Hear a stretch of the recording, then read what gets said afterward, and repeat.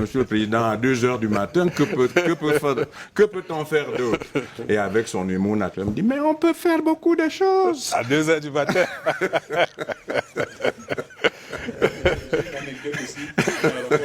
Non, je commence par le président lorsqu'il est à l'étranger. Moi, quand j'étais secrétaire général de la présidence, chaque fois que le président était à l'étranger, chaque semaine, je lui apportais une dizaine de parapheurs à Genève. Chaque semaine. Et chaque jour, nous avions un entretien téléphonique pour que je lui rende compte du fonctionnement de l'État, parce que parfois, il me demandait de le suppléer dans un certain nombre de sujets. Donc, et le président, je l'ai connu quand il était ministre d'État, secrétaire général, parce que à l'époque, moi, j'étais secrétaire général de l'administration territoriale et il assurait souvent l'intérim du ministre d'État, Issim Bodo, qui était secrétaire politique et très souvent absent, parce que les politiciens sont très sollicités par ailleurs. Moi, je l'ai vu travailler comme collaborateur du président Idjo. Je l'ai vu travailler comme Premier ministre, puisque j'ai été quand même le premier secrétaire général des services Premier ministre. Je l'ai vu travailler comme président de la République. Et c'est quelqu'un qui travaille parfois jusqu'à 14 heures par jour. Donc, si quelqu'un dit qu'il ne travaille pas, c'est simplement parce qu'il ne sait pas comment il travaille. Maintenant, comme disait... On dit de lui qu'il travaille jusqu'à très tard, qu'il appelle ses collaborateurs très tard dans la nuit, vous confirmez? Je vous cite une anecdote. En 1984, à 2 heures du matin, mon téléphone sonne, je dormais profondément. On avait travaillé jusqu'à 23 heures, j'étais rentré à 23 heures. Ma femme prend le téléphone, me dit c'est le président.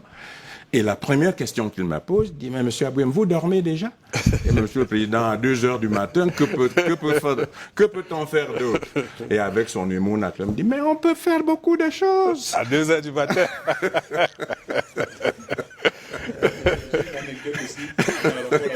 Le ministre d'État. Oui, non, mais non, une anecdote, hein, oui. En rapport avec... Oui, vous racontez alors? Oui, c'est ça, non, mais parce que pendant les années de Braise, j'ai un ami commun, un enfant qui était journaliste, qui me met en contact avec le ministre d'État. Alors, j'étais à Yaoundé, le ministre d'État et moi, on s'entretient. Parce que, bon, il ne comprenait vraiment pas du tout ici à Yaoundé qu'est-ce que c'est que la coordination, sauf qu'il ne voyait que les résultats, c'est-à-dire le pays qui était bloqué. Je lui explique, je dis non, mais attention, cette histoire-là, hein, c'est organisé, ainsi de suite. Et le ministre d'État à l'époque était chargé de mission à la présidence. Oui, oui. On s'est entretenu, peut-être jusqu'à 16h, 15h, non, 16h, 17h. Et moi, je m'en vais. Je prends la route de Douala. Et alors, le ministre, il fait une auto-président. Dans la même soirée.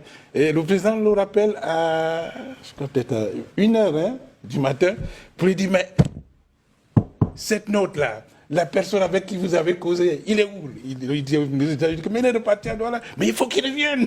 Alors, quand j'arrive à Douala, je trouve des gens qui m'attendent devant ma porte, qui me disent on dit que le ministre Famdouga a appelé, il n'était pas ministre à l'époque, il faut que tu remontes immédiatement, ainsi de suite. On met un chauffeur à ta disposition. Il était 1h ou 2h du matin, je dis, mais enfin, ces gens ne dorment pas, qu'est-ce que c'est de mettre les gens en route à 1h du matin? C'est pour dire... On peut faire beaucoup de choses à 1h du matin. Dixit le président Biya. Alors, on a dit, donc c'est un gros travailleur.